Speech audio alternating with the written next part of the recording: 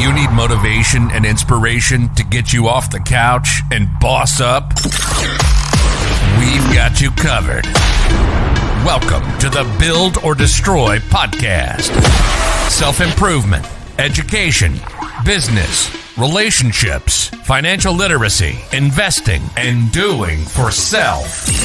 Let's do this. Here's your host, Anthony Barber Jr., a.k.a. The Builder.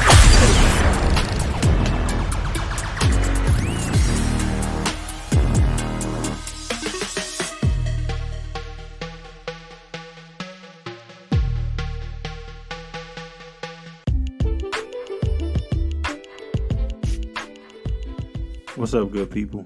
It's The Builder, back with another episode of the Build or Destroy podcast. And in this episode, we're going to touch on the importance of multiple streams of income and business creation.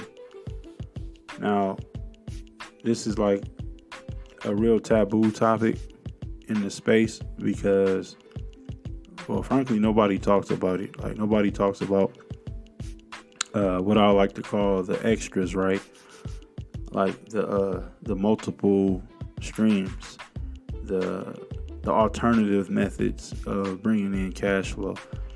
Like, so I operate primarily in the investment community. I talk a lot. I do consultations with people. I do coaching, mentorship, to people that's just getting in the game, just so they don't make the same mistakes like many of us make, hit their head unnecessarily, things of that nature. And I know a lot of people would say, oh, well, they have financial advisors for that. Well, one thing about financial advisors is, okay, yeah, they're credentialed, right? And the thing about credentials is, like, it doesn't really mean anything because, like, okay, how many college students are there? How many college degrees are walking around? Are they all on the same level? No. Is every doctor on the same level? No. Every scientist? No. Mathematician? No. Like, they just move in the same circles, in familiar circles, but like they basically parrot what each other do and say. Like, they're not really outside. You know what I'm saying? Like, I'm outside. Like, so, and I operate in the real world. Like, I'm talking real world stuff. Like, so when people get first get in the game, like, they're dumb. Like, it's the reason why Wall Street, the same people where these so-called financial advisors, are born and bred, they call you, the retailer, dumb money, which is why they often overcharge and take your bread from you, in my opinion. But, there's some good ones out there. Let's not, get it twisted. I'm not bagging them or bashing them or talking shit on them or whatever. But it's like, there's plenty of, of stories and people that have made millions of dollars, including myself, doing it on their own. You know what I'm saying? And learning and, like, just really rolling up their sleeves and getting to it. But one thing that's important, that's always important, is having multiple streams of income, not just relying on, the stock market per se, and I know, like, the stock market is a vehicle, right? It's a vehicle where you can rapidly make money. You can rapidly improve your financial standing and go from 0 to 100. You can in 12 months, your life could be totally different. It can be totally changed with just 12 months of grinding and, hopefully really good market conditions, or even subpar market conditions. It just depends on what, angle of attack you choose. So that's what we're going to get into. So back to business. Importance of small business creation or business creation. Most importantly, LLCs. Like, I try to focus on, like, the entry level small stuff because that's, like, a keyway or door that a lot of people can, like, peep into and get into, relatively easy, and have some relative understanding of the process and things of that nature. Like, it's important that you at least research, possibly starting your own LLC and have a purpose for it. Like, don't just start it for no reason. But like, I'm pretty sure all of you have hobbies. So it's like, we live in an age now where like you can make your hobby into a business. You can scale a hobby into a business. You can scale a side hustle into a legit business. You want to get to the point to where you're not necessarily trading your time for money. Because even like, entrepreneurs, like, we put in a lot of work, you know what I'm saying? Like, hundreds of hours per week, you know what I'm saying? It's not just, and then you're not even talking about the hybrids. Like, the hybrid people are the ones that still can hold down a 9-to-5 job and still work a side hustle or a side business, on top of that, and try to balance a family, you know what I'm saying? In the midst of all that, if, conditions warrant that, that's a whole nother, convo. But point is, it's good to have that in the back of your head and always be thinking about leveling up. What are you going to do after you make that profit? You put 1,000 into the market, you do your due diligence, you do your research, market conditions line up, the company does well, financially, or, catalysts hit just right, and you had the right amount of leverage to take advantage of the move. And then boom, you 10x your money, or something like that. You take 1,000 to 10,000. Well, what are you going to do with that $10,000? Well, you can fuck it off. You can go buy some jewelry. You can buy, a car, or, at least put down money on a car that you want. You can squirrel it away in the bank, and play it safe and play scared. You can do a lot of things, in the midst of getting that money. Or you could have a business, LLC set up, where, you take those winnings and you squirrel those away into a business bank account, and you get your bank rating up. And inside of 6 months, you can go get, a small business loan, for $45,000 to buy some more equipment. You can finance, more equipment for your business, supplies, maybe, hire some virtual people, to, run your business, remotely, for a small wage, some freelancers or things of that nature, and put them on a payroll and get your business clicking, for real. Or you can use it to expand, like I said, buy more equipment, hire people, what have you. But it's like, I'm just throwing out, random bullets right now. I'm throwing shots right now, because it's like, I want to get you thinking. I'm not really trying to go super in depth right now. Like, I'm just trying to spark you. I'm just trying to get you to understand that, these are some of the ideas to think about. What are you going to do after the profit?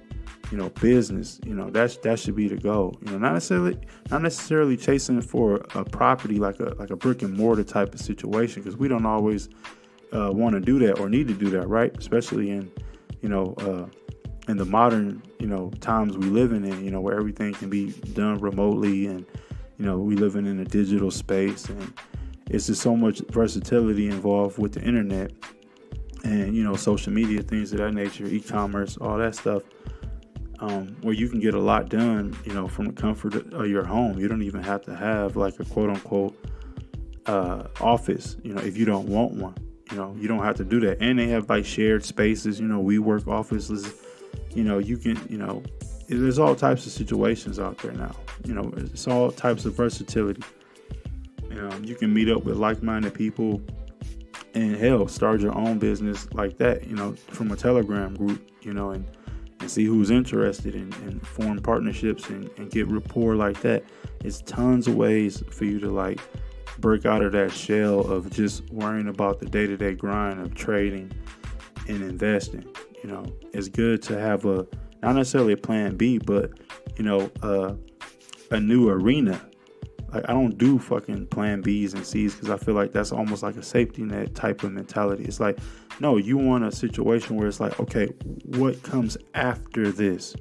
What am I doing after I get X? There has to be a Y after that. Like, what's your why? So it's like a business could really be that thing, multiple streams of income, right? Real estate, most millionaires, if not all, own some real estate. They have real estate in their portfolio, whether it be land, a brick and mortar building that they lease out, strip malls that people pay them rent on, multifamily properties, fourplexes, duplexes, triplexes, apartment buildings, things of that nature, wing stops, franchises, Chick-fil-A's, Subways. I'm just throwing out, like I said, I'm just shooting bullets at you right now. I'm trying to get you to understand that you got to break that mode of being so hyper focused on, okay, I got this. It's like, okay, but if you've tasted some moderate success, it's like 9 times out of 10, you're going to just keep reinvesting, and eventually you're going to get wrecked. Eventually you're going to lose. You're going to take an L when you really didn't have to. Like, it's one thing to keep screaming at everybody to take profit. But it's like, what the fuck are you doing with the profit?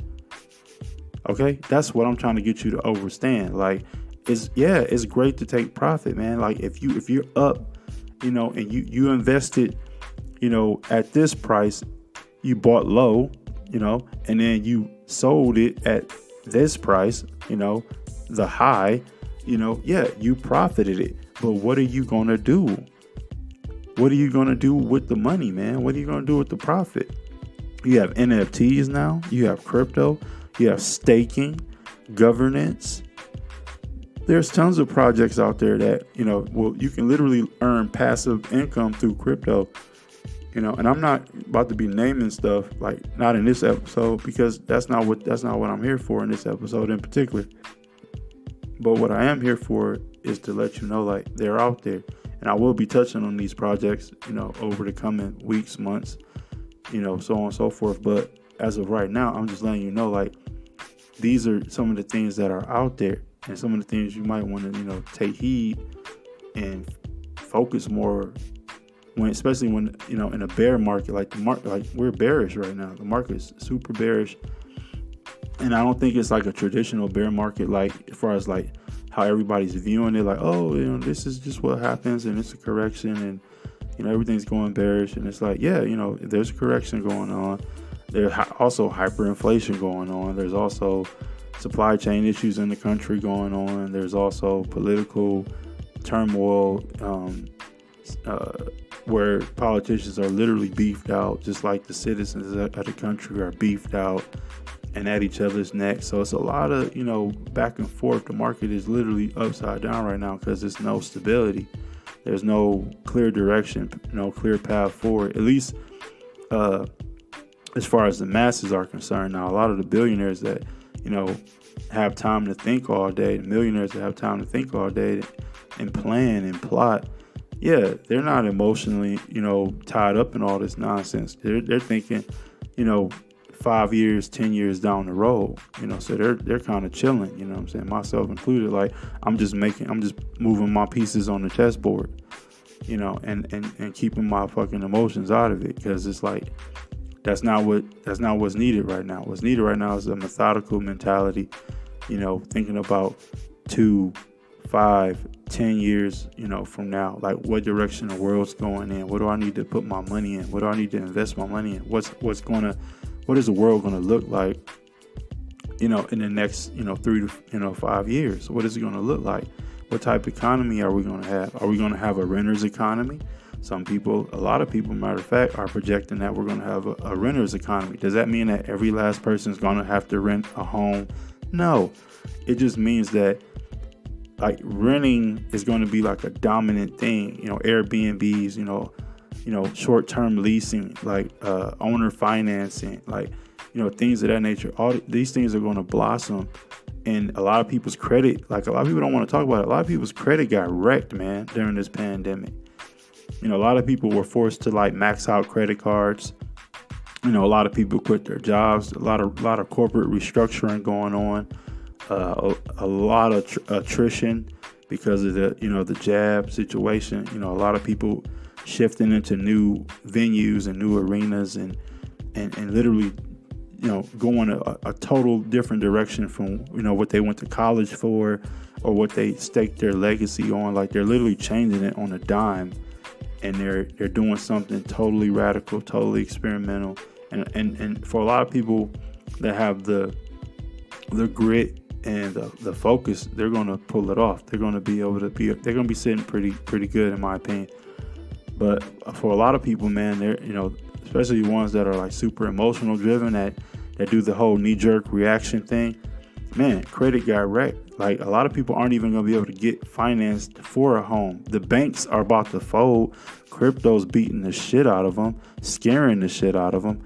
Governments all over the world, 83 countries to be exact and counting, are looking into CBDC projects where they're trying to literally digitize their currency.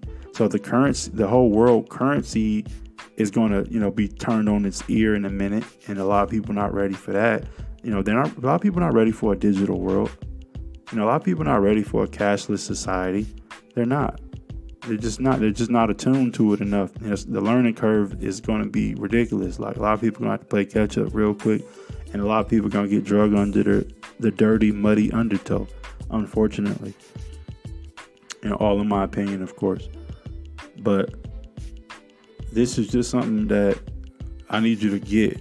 Like, I need you to really start thinking about business ownership, legacy, the future, planting seeds, looking into, how can I expand? How can I get better? You can always get better. You can always learn. Life is a learning thing. It's a nonstop learning experience. The minute you stop learning, you become dead, even if you're still breathing.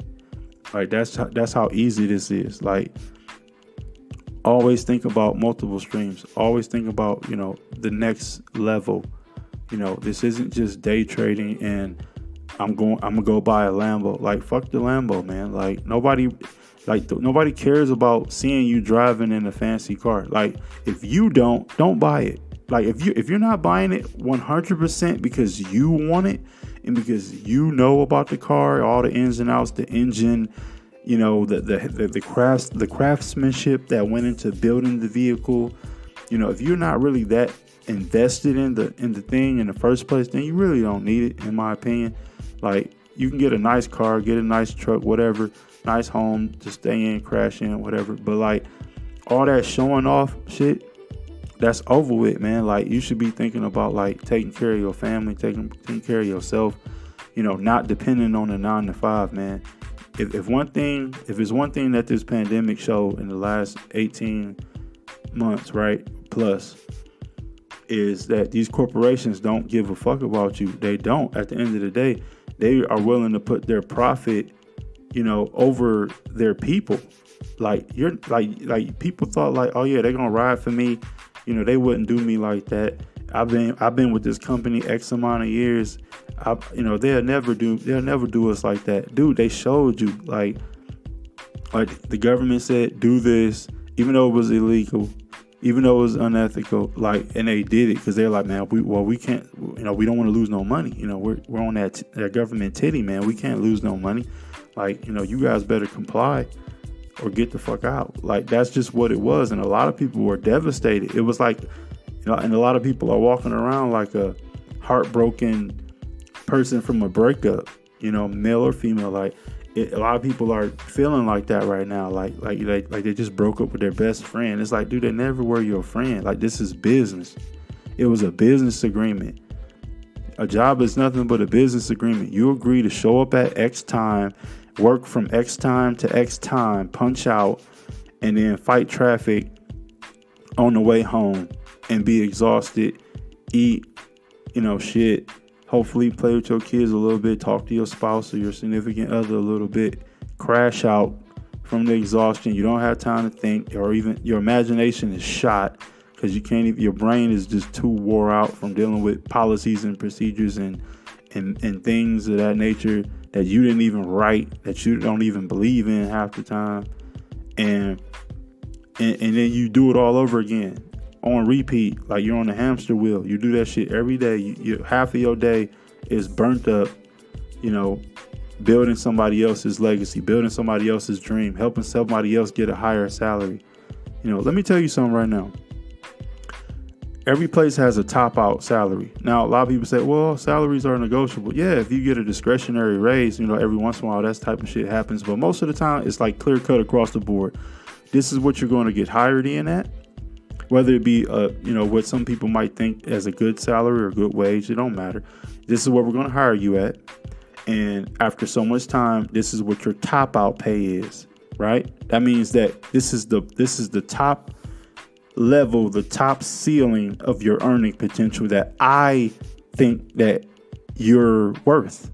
The company, that's what the company is saying. They're saying that I'm gonna hire you at $15 an hour, and your top out is, $25 an hour. Meanwhile, let's say you give them 10 years of your blood, sweat, and tears. You waking up at all early. You fighting traffic. You're spilling coffee on yourself. You and your spouse or your significant other are like two ships in the night, because you and them are like fighting each other in the morning, trying to running past each other, trying to get dressed and put shoes on and leave out of the door, fight traffic, risk your life with half sleep people, people that are frustrated and mad on the road just like you. And then you get there, you clock in at a set time, you follow all these rules and regulations and stuff that you don't even halfway agree with, and then you fight traffic on the way home. You do that shit for like 10 years, right? Or more in some cases, right? You hate this shit, but you do it anyway, right? And after a certain time, you finally get so-called topped out, right? You get top out pay. But meanwhile, you gave the company you invested 10 years of your life, your energy. You gave the company your energy like a fucking battery. You gave them 10 years of your energy, right? That means you put 10 years of your own human energy into this machine that actually grew, expanded, developed partnerships with other machines, acquired other machines, got bigger, got stronger, got faster, got smarter. Meanwhile, you're the same. Even if you went back to school, even if you bettered yourself, even if you developed certain skills over those 10 years, guess what? Those skills and everything else that you invested in yourself went right back into the business. You reinvested. You doubled down on the investment, but yet you weren't even compensated for it. Your pay is at a ceiling. So even after 10 years, right? Let's say you work another 5 to 10. You were topped out 10 years ago. Meanwhile, the company is posting outstanding earnings. They're posting outstanding profits. They're getting more profitable. They're getting bigger, all with your help. And I know a lot of people like, well, everybody can't be a boss. Everybody can't do this. It's like, so, okay, but people can be a hybrid. You can get to a point to where you might not want to be a boss, right? But do you want to work for somebody for the rest of your life? Most people will say no. I better guarantee your ass that. Most people will guarantee you that most people will agree with me and say, no, I don't necessarily want to work for somebody for the rest of my life. Okay, then. So even if you don't want to be a boss, you want to make your life to the point to where you can just kick your feet up and chill. You know what I'm saying? And relax, and maybe possibly, turn your hobbies into like, a bigger hobby, or or just be able to have all your 24 hours back to focus on your passions, man, and to have enough money and enough income coming in to where your bills are taken care of, because bills are the one thing that don't go away. You're always gonna have some type of bill to pay. So it's like you want to basically create a situation where, like, if I'm making $50,000 a year at my job, and this is how I live, I pay my bills with this money. I pay my kids tuition, whatever, or buy my kids, clothes and food. I buy food for the house, whatever. Like, I take care of my whole life situation with this 50 to 60,000, right? Your only problem is trying to figure out how to make $50 to $60,000 of, passive income. That's all you need to do. Once you can supplement your salary, you're free. You take the chains off. You can walk the fuck out of there. You're free, man. Like, that's how this shit go. If you're living pretty good and you're eating pretty well, and everybody in the house is doing pretty good, like, quiet as is kept, and off of a $50,000 to $60,000 salary, all you got to do is try to figure out a way to supplement that and make that a different way. Bring that same amount of money in, no more, no less, just from a different, avenue. That's all. That's your only issue. That's the issue that you have to solve. That's the problem. That's the math problem you got to solve. Once you do that, you can tell them peace out, and you can go live your life without having to necessarily worry about, man, I don't want to be a boss. I don't want to have all the responsibility. You don't have to do that. Not everybody's gonna have that mentality, but you don't actually have to punch somebody else's clock either. You don't have to fight traffic at 4 or 5 in the morning. If you don't want to, if you don't want to, if you really love and enjoy what you're doing, cool, more power to you. But if you're at the point where you're like, man, I used to be passionate about this, I used to be passionate about that, I used to have this hobby, I used to have that hobby, I really enjoyed doing this when I was younger. It's like, dude, take your life back. Try to get your 24 hours back. If you're not hustling and trading and investing to get your 24 hours back, what the fuck are you doing? That's all And please, please, please don't say, I don't have the time, or I don't have the time to go back to school. Who said anything about school? Like, you have resources now like YouTube where like tons of people literally put how to this, how to that, instructional videos on this, instructional videos on that. Like, you can literally develop a skill set in 30 days if you really apply yourself. You have other resources like, and I'm gonna say them, even though I'm not getting sponsored, none by these people, but like, you have like sources like, for example, like Skillshare, right? Where like you can literally sign up for this thing and it has tons of videos, instructional videos on you name it. Like, it's all types of shit. It just comes down to basically application, and how much time and effort you're willing to put in at the end of the day. I just threw out some couple of examples. Shooting shots, that's all I'm doing. I'm not trying to dog nobody. I'm not trying to rant. I'm not trying to bark on nobody. Like, I'm no better than nobody. I'm no guru. Like, I'm just somebody that hit their head a lot and, didn't stop and didn't quit, until I got my success. And I'm still going. I'm still at it. I'm still 10 toes down. And I don't plan on stopping. And neither should you. It's most definitely time to boss up.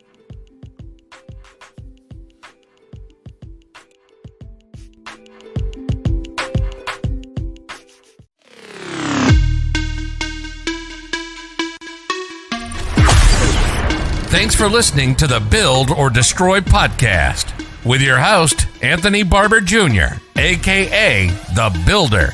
We hope you enjoyed our deep dive into all the tips and tricks you can use to boss your life up. If you're interested in expanding your mind and reaching your definition of freedom and how these ideas and views can be applied in the real world, tap in with us next week. As always, you can head over to www.builderslsb.com to cop some motivation, dope merch, and sign up to our email list. And don't forget to check out all the links and resources in the show notes. That's all for this episode, folks. And as always, boss up instead of laying down.